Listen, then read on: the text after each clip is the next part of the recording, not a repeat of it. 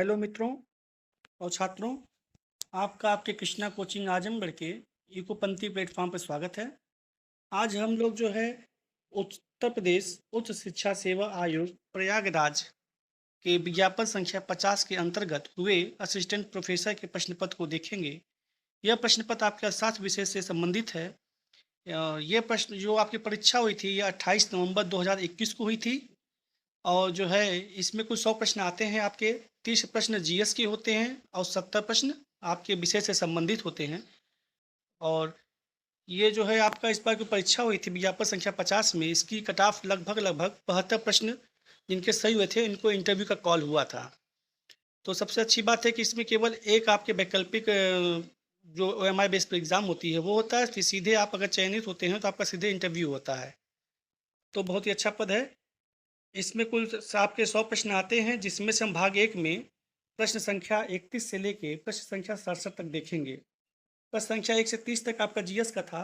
अगर आप लोग कहेंगे तो मैं जीएस पोर्शन को भी जो है आपको जल्दी वीडियो बना के दे दूंगा, लेकिन इसमें अर्थशास्त्र विषय से संबंधित जो प्रश्न हैं आपके 31 से लेके 100 तक, तो चूंकि वीडियो बहुत लंबा हो जाएगा बनाने में, इसलिए हम भाग 1 के तहत प्रश्न संख्या 31 से लेके प्रश्न संख्या 67 तक प्रश्नों को देखेंगे।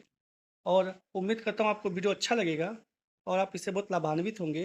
तो इसमें आप जो जो टॉपिक देंगे उस टॉपिक को आप विषय से थोड़ा डीपली पढ़िएगा, क्योंकि हम इसमें बहुत ज़्यादा डिटेल नहीं बता पाएंगे, वीडियो बहुत लंबा होगा, लेकिन जहाँ तक संभव होगा हम थोड़ा सा व्याख्या करेंगे। तो चलिए हम लोग देखते हैं प्रश्न संख्या 31।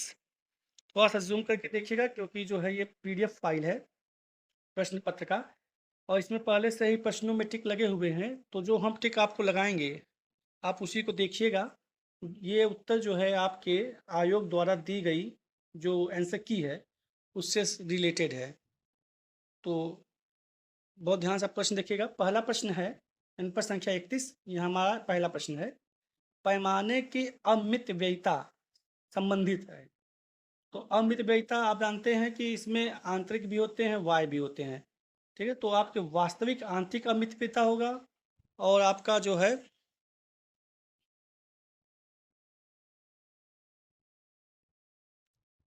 और आपका देखिए आर्थिक आंतरिक अमितव्ययिता है और आर्थिक वाय अमितव्ययिता है। ठीक है, तो इसमें आपके तीनों उत्तर सही हैं, यानी वास्तविक आंतरिक अमितव्ययिता भी होगा, आर्थिक आंतरिक अमितव्ययिता भी होगा और आर्थिक वाय अमितव्ययिता, यानी आपका उत्तर जो है डी सही होगा। इस प्रश्न का उत्तर डी सही है। दूसरा प्रश्न देखिए आप, इसमें पूछा है निकृष्ट वस्तुओं की दशा में आय प्रभाव होता है। निकृष्ट वस्तुओं की दशा में आय प्रभाव होता है। निकृष्ट मतलब इन्फीरियर गुड्स, ठीक है ना। तो ऐसी वस्तु, अब आय प्रभाव पूछा है, यानी ऐसी वस्तुएं अगर आपकी आय बढ़े तो उस वस्तु के मांग पे क्या प्रभाव पड़ेगा। तो निकृष्ट वस्तु है तो मांग, आपकी आय बढ़ जाएगी तो उस वस्तु के मांग में विशेष प्रभाव नहीं पड़ेगा, ठीक है ना, यानी ऋणात्मक हो जाएगा। क्या हो जाएगा यहाँ पे, निकृष्ट वस्तुओं के संबंध में ऋणात्मक होगा, इन्फीरियर गुड्स है ना, तो आय प्रभाव क्या होगा, ऋणात्मक होगा। एक समय के बाद जो है उस वस्तु को आप रुचि नहीं लेंगे खरीदने में। अगला प्रश्न है विक्रय लागत अवधारणा। विक्रय लागत अवधारणा मतलब सेलिंग कास्ट, ये किस बाजार से संबंधित है। तो ये आपके एकाधिकारिक प्रतियोगिता, जो एकाधिकारिक प्रतियोगिता होती है उसके अंतर्गत आप विक्रय लागत देखते हैं, मतलब मोनोपोलिस्टिक कंपटीशन। तो इसका आंसर सी है।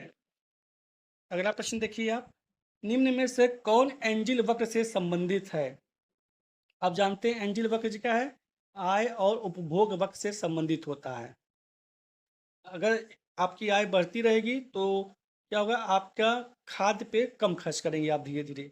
शुरुआत में आपकी आय कम होगी तो आप खाने पीने में ज़्यादा खर्च करेंगे। एक समय के बाद आपकी आय ज़्यादा हो जाएगी तो आप खाने पीने में कम खर्च करेंगे, यानी इसका आंसर सी है, आय उपभोग वक्र। अगला प्रश्न देखें। अगला प्रश्न पूछा है निम्नलिखित में से कौन सी मान्यता तटस्थता वक्र की नहीं है। तटस्थता वक्र मतलब इंडिफरेंस कर्व। इंडिफरेंस कर्व से संबंधित क्या नहीं है, तो आपका इंडिफरेंस कर्व से संबंधित जो है आपका उत्तर जो है तटस्थता वक्र की नहीं है। तो कमजोर क्रमवक्ता होती है ना, वीक ऑर्डरिंग होती है इंडिफरेंस कर्व में। वस्तुओं की पूर्वभाषता भी होती है। आपका स्थिर आय, ये आंसर गलत है, स्थिर आय नहीं होता है तटस्थता वक्र में। ठीक है, अगला देखें प्रश्न।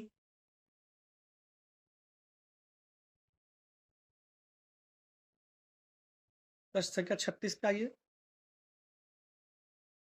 देखिए पूछा, बिक्री अधिकतमीकरण मॉडल प्रतिपादित किया गया है। बिक्री अधिकतमीकरण मॉडल प्रतिपादित किया गया है, मैरिस द्वारा किया गया है कि विलियमसन द्वारा किया गया है कि बॉमल द्वारा किया गया है कि सभी के द्वारा? तो आप जानते हैं जो बॉमल थे, बॉमल जो है सेल्स को मैक्सिमाइज करना चाहते थे, जबकि मैरिस मैरिस क्या करते थे, मैरिस इसके वृद्धि दर को बढ़ाना चाहते थे। ठीक है, और विलियमसन क्या कर रहे थे, विलियमसन का क्या है, ये फर्म के प्रबंधकीय व्यवहार की बात करते थे। तो इसका आंसर है आपका है बॉमल, आंसर सी है, बिक्री अधिकतमीकरण बॉमल द्वारा। बहुत महत्वपूर्ण प्रश्न है, हर परीक्षा में लगभग ये पूछा जाता है। अगला प्रश्न देखिए, प्रश्न संख्या 37। तस्तरीय आकार की अल्पकालीन औसत परिवर्तनशील लागत वक्र की अवधारणा प्रस्तावित की गई है। तो तस्तरीय आकार ABC आपका बहुत ही चौड़ा धीरे से ऊपर जाता है, तो ये क्या स्टिगलर बताए थे इसको, स्टिगलर बताए थे कि तस्तरी नुमा जो है, स्टिगलर दिए थे तस्तरी नुमा जो है अल्पकालीन ABC औसत परिवर्तनशील वक्र। आगे देखिए प्रश्न संख्या 38। आगत निर्गत तकनीकी की अवधारणा, मतलब इनपुट आउटपुट टेक्निक, किसके द्वारा दिया गया, लियोनटिफ के द्वारा दिया गया है, लियोनटिफ। बहुत ही आसान प्रश्न था ये आपका। अगला प्रश्न देखिए, एलएम वक्र में परिवर्तन का कारण क्या होता है? तो आप जानते हैं एलएम मतलब क्या हुआ, मनी सप्लाई। तो इसमें मुद्रा की पूर्ति की बात होती है, और आईएस में मुद्रा की मांग की बात होती है। इसमें बचत निवेश होता है, इसमें क्या नाम है आपका, मुद्रा मनी सप्लाई हो जाएगा आपका, मनी सप्लाई में वृद्धि होगी, आंसर बी। एलएम वक्र में परिवर्तन कारण होता है मुद्रा की मनी सप्लाई में वृद्धि, यानी मनी सप्लाई आपूर्ति में वृद्धि होगी। ठीक है, अगला प्रश्न देखिए, प्रश्न संख्या 40। मिल्टन फ्रीडमैन के मुद्रा परिमाण सिद्धांत में मुद्रा की मांग समीकरण में शामिल नहीं है। तो आपको पता होना चाहिए पहले क्या क्या शामिल है। तो आप जानते हैं कि फ्रीडमैन जो है वो आपको बताए थे M/P = Y होता है, उसमें W होता है, RM होगा, RB होगा, RE होगा, RM होगा, RB होगा, RE होगा, और 1/P × dP/dt होता है, और म्यू होता है। ये सब होते हैं, मिल्टन फ्रीडमैन ने बताया था। ठीक है, तो ये है क्या, RM का मतलब क्या हुआ, मुद्रा पर जो है प्रत्याशित दर। ठीक है, यह देखिए क्या बॉन्ड में तो बी, RB हो गया, ये प्रत्याशित दर हो गया, ये होता है। इक्विटीज पर RE, ये भी होता है। वास्तविक आय Y भी होता है, Y भी होता है। ये तरलता का स्तर ये नहीं बताता है, फ्रीडमैन ने इसको नहीं लिया है, तरलता के स्तर को नहीं लिया, आंसर डी सही है। अगला प्रश्न देखें, सामान्य एलएम वक्र का ढाल होता है। तो एलएम कैसा होता है, तो एलएम जो है आपका शून्य भी हो सकता है, धनात्मक भी होता है, अनंत भी होता है। तो देखिए अब कब होता है, इसमें दिया है केंजी सीमा में शून्य होता है, और मध्यवर्ती सीमा में धनात्मक होता है, और क्लासिकल सीमा में अनंत होता है। मतलब क्लासिकल में इन्फिनाइट बताता है, मध्यवर्ती में धनात्मक बताता है, और केंजी सीमा में शून्य बताता है। यानी आंसर इसका आपका डी सही है। अगला प्रश्न देखें, प्रश्न नंबर 42। कर की दरों में परिवर्तन उपकरण है। तो कर की दर में क्या राजकोषीय नीति है, ये तो बहुत आसान प्रश्न है आपका, फिस्कल पॉलिसी है, आंसर बी सही है इसका। प्रश्न संख्या 43। दीर्घकालीन फिलिप्स वक्र का आकार कैसा होता है? तो दीर्घकालीन फिलिप्स वक्र का आकार बेरोजगारी दर अक्ष पर लंबवत होता है, बेरोजगारी दर अक्ष पर लंबवत, आंसर डी सही है इसका। ये भी बहुत ही महत्वपूर्ण प्रश्न है, आप लोग फिलिप्स वक्र को बहुत ध्यान से पढ़िएगा, लगभग हर एग्जाम में इस पे आता है प्रश्न, कभी परिभाषा पूछ देता है। ठीक है ना, तो फिलिप्स वक्र को ध्यान से पढ़िएगा आप लोग, टॉपिक बहुत ही इंपॉर्टेंट टॉपिक है। अगला प्रश्न है प्रश्न संख्या 44। निम्नलिखित में से कौन सा राजकोषीय नीति का घटक नहीं है? तो आप जानते हैं राजकोषीय नीति में क्या होता है, सार्वजनिक आय, सार्वजनिक व्यय, सार्वजनिक ऋण, करारोपण, ये सब क्या है, ये सब फिस्कल पॉलिसी, राजकोषीय नीति है। ये मनी सप्लाई, ये आपका मौद्रिक नीति, ये नहीं है राजकोषीय। ठीक है, तो आंसर डी सही है, 44 का आंसर डी। अगला देखिए प्रश्न संख्या 45। अगर आपको वीडियो साफ नहीं दिख रहा होगा तो आप अपने जो है क्वालिटी थोड़ा बढ़ा लीजिएगा।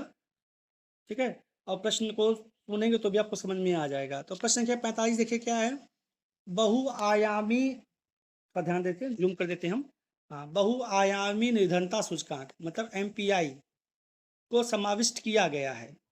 ठीक है, इसको समाविष्ट किया गया है मानव विकास रिपोर्ट में, मानव विकास रिपोर्ट में। आंसर बी सही है इसका, बी। प्रश्न संख्या 46 देखिए, हिग्स के तटस्थ तकनीकी प्रगति को वर्णित किया गया है। तो हिग्स का जो तटस्थ तकनीकी प्रगति है, इसमें न तो लेबर, ठीक है ना, न तो लेबर ऑगमेंटिंग होती है, न तो कैपिटल ऑगमेंटिंग होती है, मतलब सम संवर्धनकारी रूप में भी नहीं होता है और पूंजी संवर्धनकारी रूप में भी नहीं होता है। ठीक है, तो इसका आंसर हो गया आंसर डी।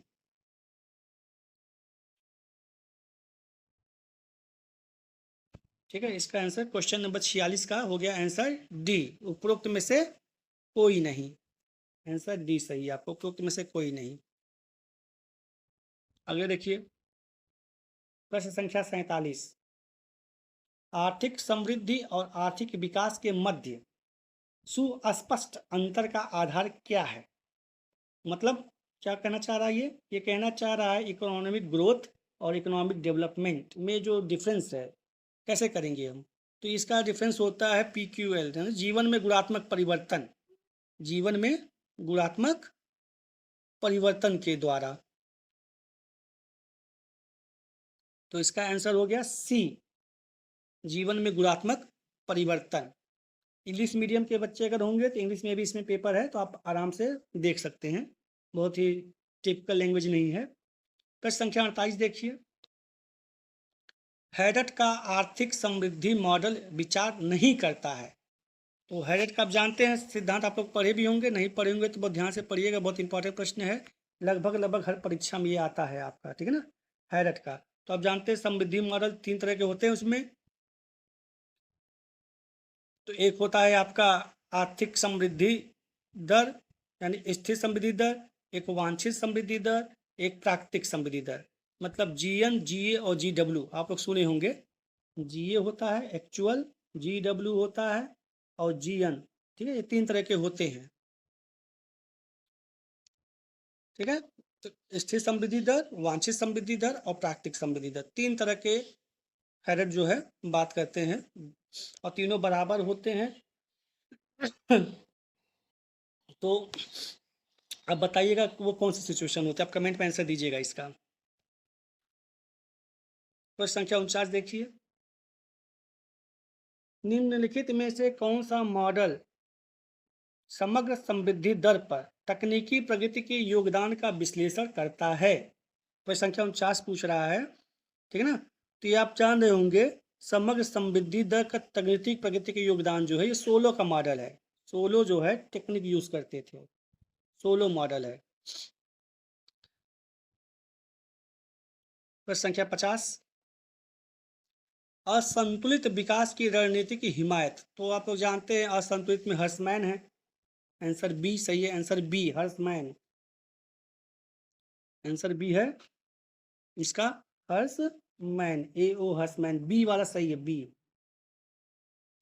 बहुत इंपॉर्टेंट प्रश्न है और बहुत ही आसान है, हर एग्जाम में लगभग पूछ देता है, कभी असंतुलित पूछता है, कभी संतुलित विकास का पूछ देता है। तो संतुलित में आपके शेष ऑप्शन संतुलित वाले हैं, जैसे नक्शे हो गए, रोडान हो गए, कॉरिडोर हो गए ना, ये लोग ठीक है आपके संतुलित विकास के हैं।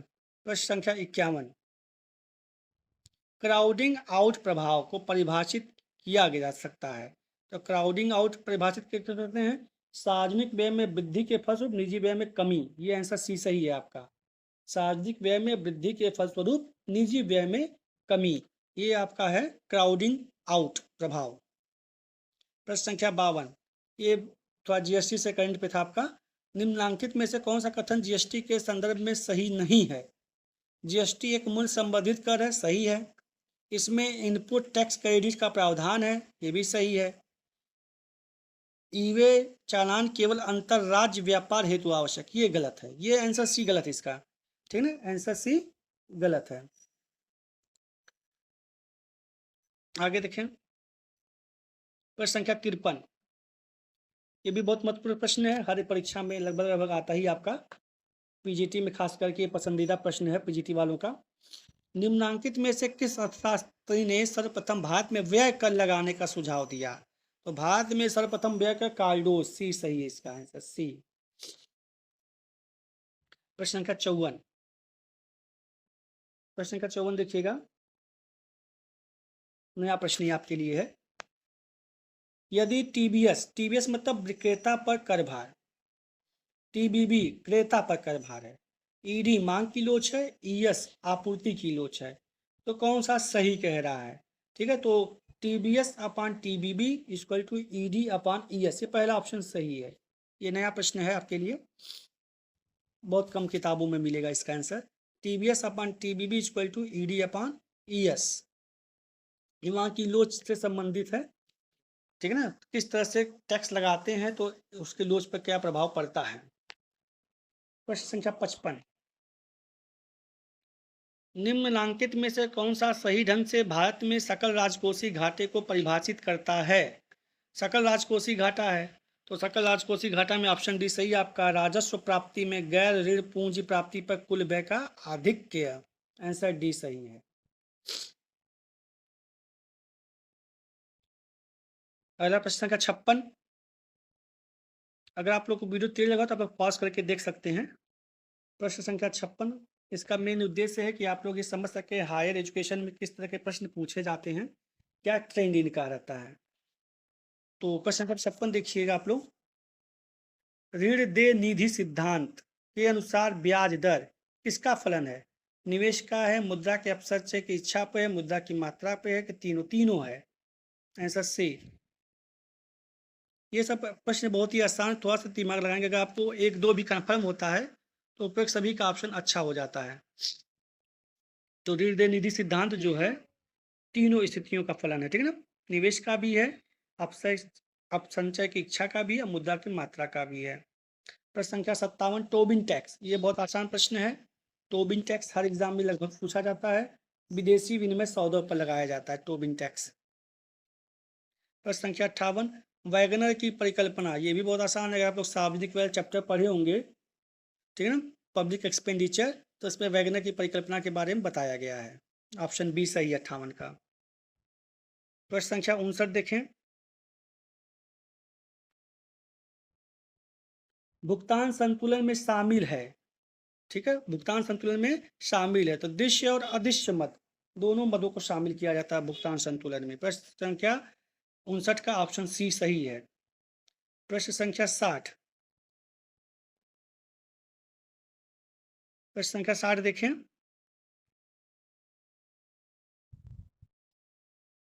निम्नांकित में से किसको विश्व बैंक की सुलभ ऋण खिड़की कहा जाता है? सुलभ ऋण खिड़की किसको कहा जाता है? तो देखिए, तो आईडीए, प्रश्न संख्या इसका ऑप्शन सी सही, आईडीए मतलब अंतर्राष्ट्रीय विकास संघ, अंतर्राष्ट्रीय विकास संघ को बोलते हैं आईडीए।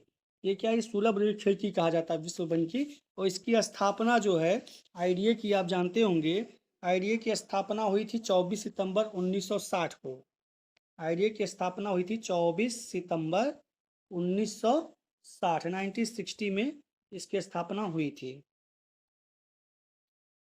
कभी कभी मैचिंग दे देता है ईयर दे करके, ठीक है ना। तो आईएफसी की स्थापना कब हुई? अंतर्राष्ट्रीय वित्त निगम, अंतर्राष्ट्रीय वित्त निगम की स्थापना 1956 में हुआ था, ठीक है। और एडीबी, एशियाई विकास बैंक, मनीला में इसका है हेडक्वार्टर, ये 22 अगस्त 1966 में। और मीगा, बहुपक्षीय विनियोग गारंटी अधिकार 1988 में। तो ठीक है ना, आईएफसी 1956 में हुआ है, और आपका एडीबी जिसका हेडक्वार्टर मनीला में है, ये 22 अगस्त 1966 को। आईडीए मतलब अंतर्राष्ट्रीय विकास संघ 24 सितंबर 1960, और मीगा, ठीक है, मल्टीलेटरल इन्वेस्टमेंट गारंटी एजेंसी, ये 1988 में हुआ। कभी कभी मैचिंग में आ जाता है आपको मैच करने के लिए ईयर कब किसकी स्थापना हुई है। ये सुलभ ऋण की आईडीए है। और आप जानते होंगे ब्रेटन वुड्स की जुड़वा संतान कौन होती हैं? तो ब्रेटन वुड्स की जुड़वा संतान जो है वर्ल्ड बैंक और IMF को कहा गया है। विश्व बैंक और अंतर्राष्ट्रीय मुद्रा कोष को संयुक्त रूप से हम लोग ब्रेटन वुड्स की जुड़वा संतानें भी कहते हैं। ठीक है, चलिए आगे चलते हैं। प्रश्न संख्या 61, प्रशुल्क नीति का संबंध है। तो प्रशुल्क नीति का संबंध सभी से है, आयात शुल्क से भी है, निर्यात शुल्क से भी है, सीमा शुल्क से भी है। सभी शुल्कों से हम लोग लगाते हैं क्या? ऑप्शन नंबर डी सही है, प्रशुल्क नीति, टैरिफ पॉलिसी। प्रश्न संख्या 62, निम्नांकित में से कौन सा सिद्धांत यह पुष्टि करता है कि अंतर्राष्ट्रीय व्यापार उत्पादन के साधनों की गतिशीलता का स्थानापन्न है? तो ये हेक्सर ओलिन का सिद्धांत है, ठीक है ना। हेक्सर ओलिन कहते हैं कि अंतर्राष्ट्रीय व्यापार उत्पादन के साधनों की गतिशीलता का स्थानापन्न है। ठीक है, हेक्सर ओलिन HO थ्योरम है ये। आंसर सी सही है इसका। प्रश्न संख्या 63 देखिए, निम्नांकित में से किस देश के भुगतान संतुलन खातों के डेबिट प्रविष्टि कौन सी है? तो ठीक है ना, तो आप जानते होंगे क्रेडिट में आपके वस्तुओं का निर्यात, सेवाओं का निर्यात, पूंजी का निर्यात होता है, ठीक है ना। तो यानी आपका ऑप्शन नंबर डी जो है विदेशों का एक पक्षीय हस्तांतरण, ये आपका डेबिट हो गया। अगर आपको पता होगा कि भुगतान संतुलन खाते का क्रेडिट पक्ष आपका निर्यातों से संबंधित है, तो वस्तुओं का निर्यात हो, चाहे सेवाओं का निर्यात हो, चाहे पूंजी का निर्यात हो, ये आपके भुगतान संतुलन के क्रेडिट पक्ष होते हैं। तो ऑप्शन नंबर डी आपका सही हो जाएगा। विदेशों का एक पक्षीय हस्तांतरण क्या है? ये डेबिट प्रवृत्ति है। देखिए प्रश्न संख्या 64, अंतर्राष्ट्रीय व्यापार का प्रमुख प्रहरी है। तो ये तो आप जानते होंगे, बहुत आसान प्रश्न है। अंतर्राष्ट्रीय व्यापार का प्रमुख प्रहरी WTO है, यानी विश्व व्यापार संगठन, जिसकी स्थापना कब हुई थी? जिसकी स्थापना 1995 में हुई थी, ठीक है। और आपके विश्व बैंक और IMF, इन लोग की स्थापना 1945 में हुई है, ठीक है। IFC आपको बताया था इससे पहले 1956 में हुआ है। और WTO में इस समय वर्तमान में 164 देश हैं, ठीक है। 163वां देश लाइबेरिया था और 164वां देश अफगानिस्तान, जिसको शामिल किया गया है, ठीक है। तो ये कुछ इसके फैक्ट्स हैं, आपको जानने चाहिए। और WTO की स्थापना कब हुई है? 1 जनवरी 1995 को हुई है। 1 जनवरी 1995 WTO, ठीक है ना, स्थापना हुई इसका। इसको हम लोग अंतर्राष्ट्रीय व्यापार का प्रमुख प्रहरी कहते हैं। यानी प्रश्न संख्या 64 का आपका आंसर डी सही होगा। WTO, विश्व व्यापार संगठन, वर्ल्ड ट्रेड ऑर्गेनाइजेशन, WTO। प्रश्न संख्या 65 देखिए, उत्पादन की ह्रासमान अवसर लागत के अंतर्गत उत्पादन संभावना वक्र अक्षों के मूल बिंदु के प्रति क्या होगा? उन्नतोदर होता है, ठीक है ना। ये उन्नतोदर होता है, तभी तो ये आपका ह्रासमान है, उत्पादन की अवसर लागत, ठीक है ना, मूल बिंदु के प्रति उन्नतोदर होता है। ये ह्रासमान, डिमिनिशिंग ऑर्डर इसका है, ठीक है। तो इसका आंसर सी हो जाएगा आपका। प्रश्न संख्या 66 देखिए, भारत में राष्ट्रीय आय के अनुमान के लिए मूल्य संवर्धित विधि का उपयोग विशेष रूप से किया जाता है, ठीक है ना। राष्ट्रीय आय के अनुमान के लिए किसको लेते हैं हम लोग? राष्ट्रीय आय के अनुमान के लिए प्राथमिक क्षेत्र को लिया जाता है। आंसर ए सही है, 66 का आंसर ए सही है। प्रश्न संख्या 67, भाग 1 का लास्ट प्रश्न है ये, और इसके आगे का प्रश्न हम भाग 2 में लेके आएंगे, ताकि आप लोग ये पूरी श्रृंखला देख करके यह जान सकें कि विज्ञापन संख्या 50 के अंतर्गत अर्थशास्त्र में 70 प्रश्न कौन कौन से आए थे। और टॉपिक वाइज आप लोग इसको क्लियर करिएगा। हम इसको लाने का ये है कि जो नए हमारे छात्र आएंगे, जो परीक्षार्थी आएंगे, ये जान सके कि प्रश्न पत्र कैसा आया था। और आप लोग बहुत भली बात अगर एम ठीक से किए हैं तो अच्छे खासे प्रश्न आप लोग कर सकते हैं, ठीक है। लास्ट प्रश्न देखिए, किस वर्ष में विश्व का प्रमुख मुद्राओं ने एक दूसरे के विरुद्ध फ्लोट करना प्रारंभ किया? तो 1973, 1973 में ये काम हुआ था, ठीक है ना। तो आशा करते हैं आप लोग को ये वीडियो पसंद आया होगा। अगर वीडियो हम तेज ले चले हैं तो आप लोग पॉज करके देखें, इंग्लिश मीडियम वाले इंग्लिश मीडियम प्रश्न देख के आंसर को ध्यान से समझ सकें। और आशा करते हैं आपको वीडियो पसंद आया होगा। आप टॉपिक केवल देखें, स्टडी डीपली करिए। धन्यवाद।